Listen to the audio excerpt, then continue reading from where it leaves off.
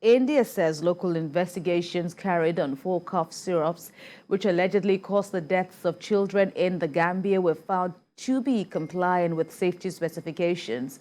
The World Health Organization had in October said the 4 syrups made by India's Maiden Pharmaceuticals may be linked to the deaths of at least 66 children.